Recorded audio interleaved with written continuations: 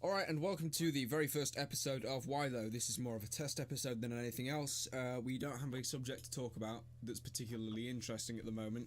So Sean's mainly going to be piloting this one, talking about Cyberpunk, which is the CD Projekt Red game that's coming out. Is it this year or Yeah, is it next? hopefully this year. There's a lot of evidence that points towards that it could be releasing this year, but I'm not going to bet on it. The Yeah, game because was first is it coming out on announced. PS5 or is it just PS4 only or what? I'm Like, not sure. They said it is going to be on current gen consoles. Let me have a look when they first announced it. I can have a look for you now. It was announced in. It was announced back in. What Jesus Christ? They had a teaser trailer back in 2013. Yeah, they even had a title reveal. Yeah, but basically, it was announced properly like last year. But yeah, like that's mostly all I know. Uh, Obviously it's CD Project Red, so They have obviously confirmed that there will be no microtransactions. There will, single player only game. yeah, at launch, they've said there could be a multiplayer component added later down the line, but But I is think in like an open world free roam thing or I'm not sure. Definitely not to the level of GTA, but I think like maybe world invasions right? Yeah, or because a mini game like I think Gwent. free roam would be pretty fun. It would. Trying to think of the game as GTA, but in a futuristic setting, and you're not a criminal, you're a mercenary. Yeah, yeah, of course. I mean, obviously we don't have a release date at the moment, but they've confirmed it would be at E3 2019, and it's not, Yeah, and obviously they're probably going to show everything off on their own stand. I don't know whether they'll be an independent or they'll be part of the Xbox thing, because Sony's not going to E3 2019 to my knowledge. Correct if me they if I'm do, wrong. I'll be surprised. They haven't really got much to show off. Hmm. From what I've seen anyway, like we have these upcoming games, but they said that they wouldn't go because personally, like we've already seen the gameplay for like Days Gone. We've seen bits and bobs of what was the Hideo Kojima game again? I forgot. It's Death Stranding, Death Stranding with the guy from Walking Dead who plays Daryl. Norman Reedus.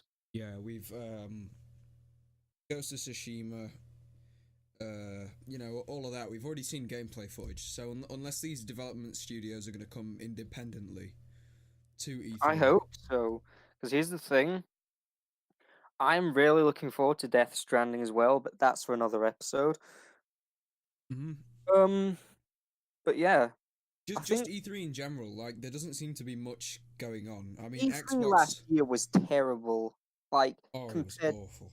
yeah, the only good thing was the Cyberpunk 2077 reveal. And there There were was some Spider good Man as well. reveals. There was Spider Man. Yes, Spider Man. yes, Spider-Man, Ghost of Tsushima, the new Doom game was like unveiled, Doom Eternal.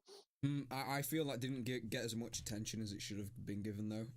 Yeah, Uh, but they at least they showed a sizable chunk of gameplay for that but at QuakeCon. all I'm gonna say is it's worrying for me personally because obviously Sony have been cranking out all of these really great exclusives, but the fact that they're not actually turning up to E3, like it kind of mildly concerns me a little bit because like why would they not turn up? They'd show off, Ghost of Tsushima, and Days Gone and Death Stranding, right? Because these are all exclusives. So, like, why are they not going, or are the studios going to go independently? Because was Ghost of Tsushima part of the PlayStation conference, or was it its own independent thing? Because I think it It was was PS4, part. wasn't it? I think it was part of the PlayStation conference. Yeah.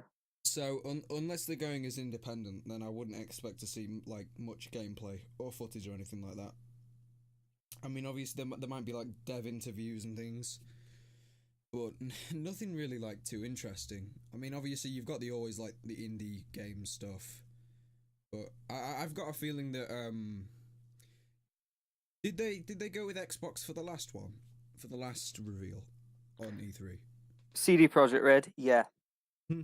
they they unveiled it in quite a good fashion because I watched the live stream myself, and there were a lot of shitty game. There were some good games here and there that were just quickly revealed, Yeah, but but that was like their main title that they were showing off. yeah, And understandably so, even though it's not an exclusive. Like, if there's some kind of I like, don't think it's the flagship thing they showed off. I just think they wanted to show it at the yeah, Microsoft this press is the thing. conference. They might do the like partial exclusivity deals where they have like, certain DLC that's like available for the first They 6 months wouldn't. or something. We know for a fact CD Projekt Red doesn't mess around with stuff like that. I just think maybe they'll get like an exclusive, like something exclusive cosmetic in game, maybe Maybe. for a short period of time. For a short period of time, of course. Yeah, maybe. But in terms of gameplay, oh, no, let me finish. At the end of the conference, everyone thought that they weren't going to show it, and then the guy who was on stage, I'm not sure what his name is, Or he says, the Xbox guy or the CD Projekt Red guy. Xbox guy, he said, "Thank you for coming here and watching all our reveals." And before he was about to walk off stage, the entire room went dark, like pitch black, and then it went all red and glitchy on the E3 screen. And then the And Cyberpunk thing came on. I knew immediately what it was because in the live chat at the side, people were just going yes. So I must have had a minute delay on mine. Yeah, is it Phil Spencer that you're on about? I think so, yeah. Yeah, because But he's been the he's the basically like the big guy at the top.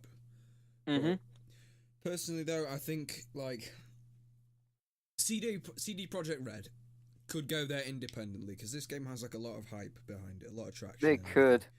But the fact that they've gone with Xbox rather than Sony or as an independent thing just makes me it puts that not fear, but it makes me think that they might have gone forth and done something with Xbox, like a deal to exclusive content for like a while.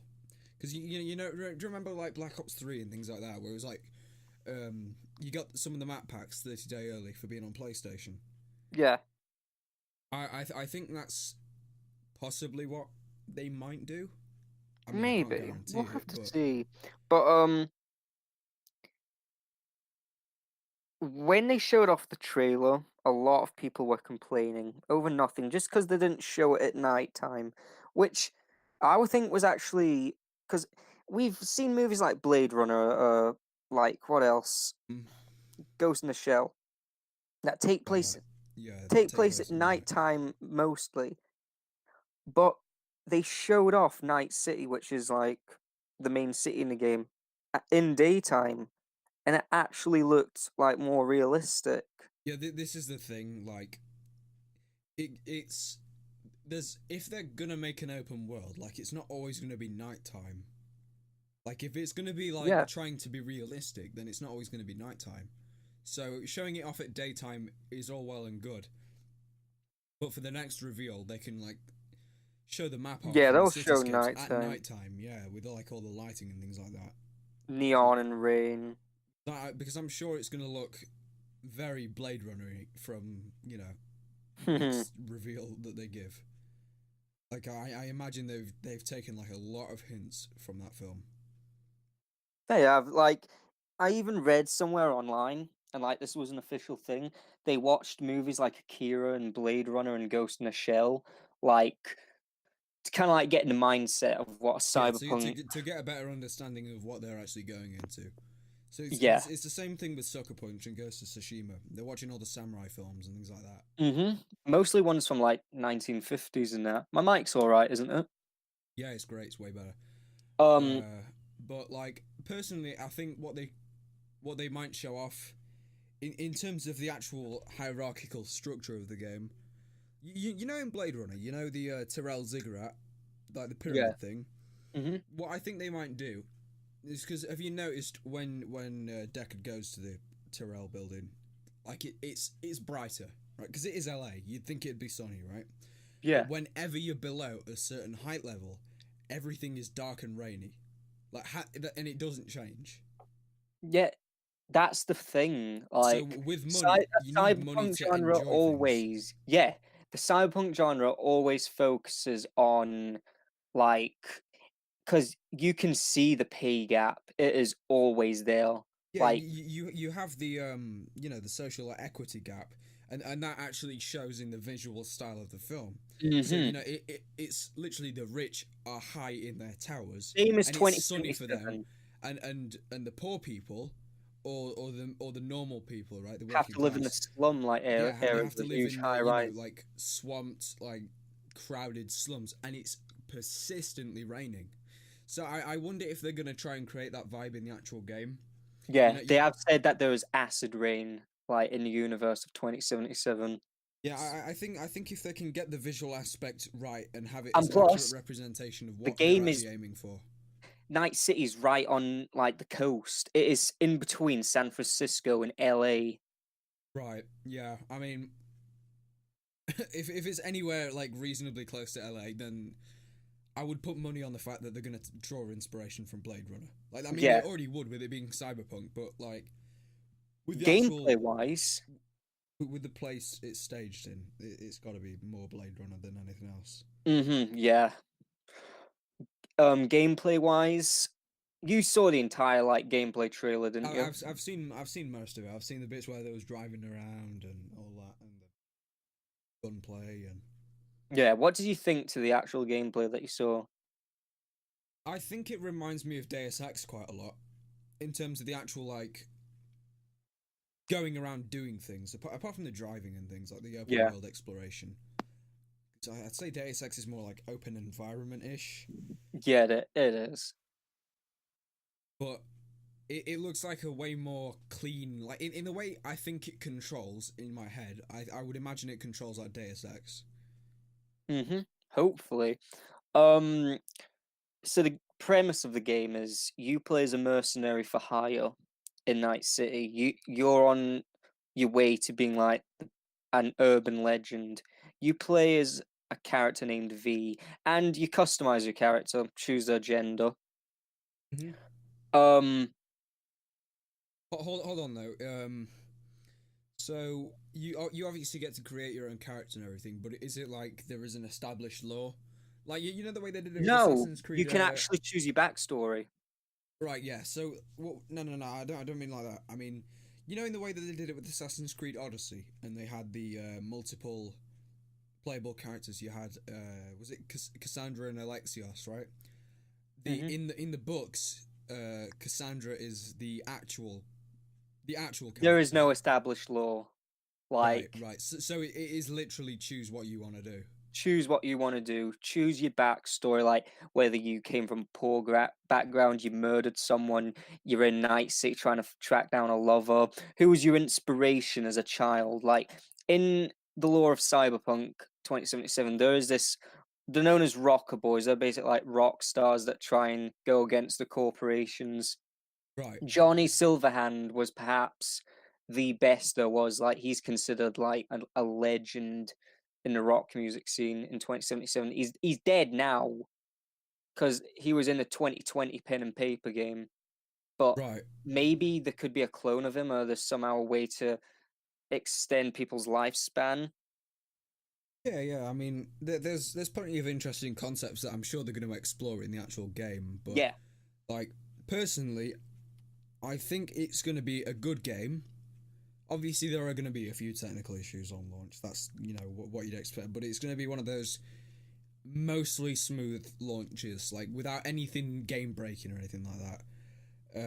I would say it is worth a pre-order personally because hmm I have that trust in CD Projekt Red to make a good product. But if I'm going to be perfectly honest, I hope people don't overhype the game. I Yeah. really don't, because if it people can create expectations for things, right, and that can be damaging. Like that can mess something up. Like I know what you mean because when you know how like they had closed screenings at E3, like they didn't show us the gameplay at E3, they showed like certain YouTubers and that. yeah, yeah, yeah. I can't help but feel some of these YouTubers hyped up a little bit too much. Because personally, right, I'd say a game like Spider-Man. you've kind of got the groundwork already set there. You know what to expect. Like it's Yeah. a Spider-Man game, right? But for a game like Sea of Thieves or No Man's Sky, and it's kind of establishing new ground, and Watch Dogs for that matter as well. I don't mind the first Watch Dogs. I think it was an alright game, all things considered. It was just like way overhyped, and that's partly because of Ubisoft's fault. But that's another story for another day.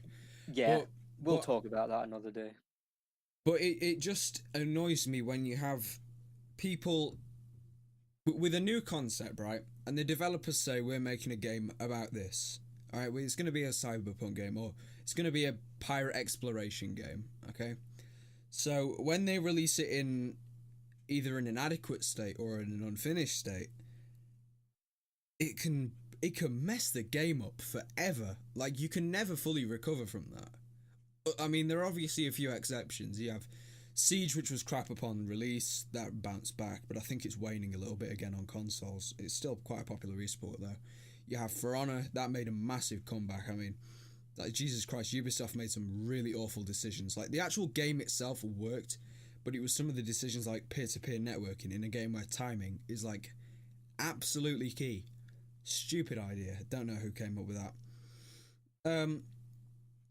But people are going to make expectations about the game, and if it doesn't live up to it, they'll just boycott it. They'll start moaning about it like Anthem.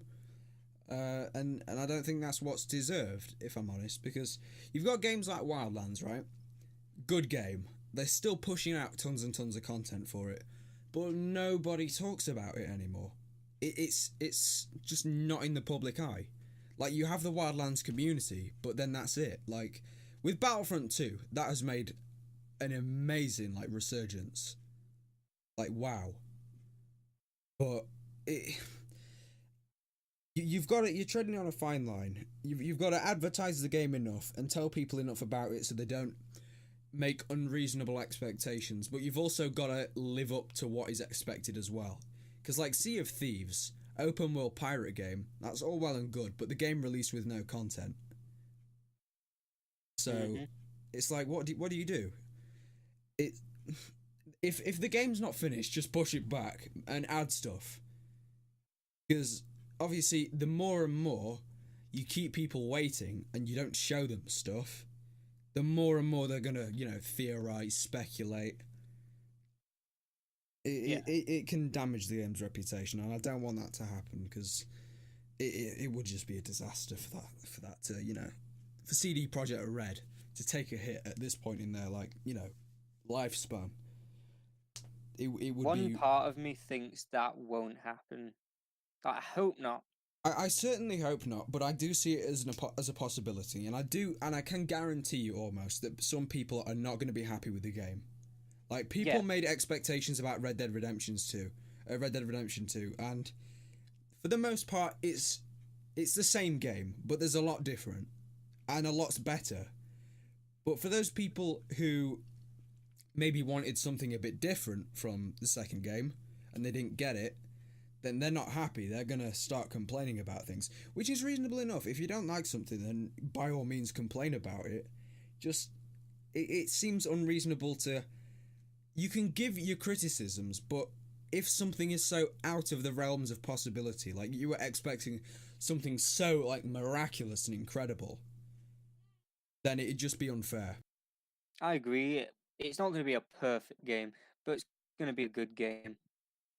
Yeah, I hope so anyway. Anyway, we might as well just finish this episode here. We've just hit 20 minutes near enough. So, yeah, thank you for listening to the test episode. I wish you everyone. goodbye. And Sean will as well. Thank you, everyone.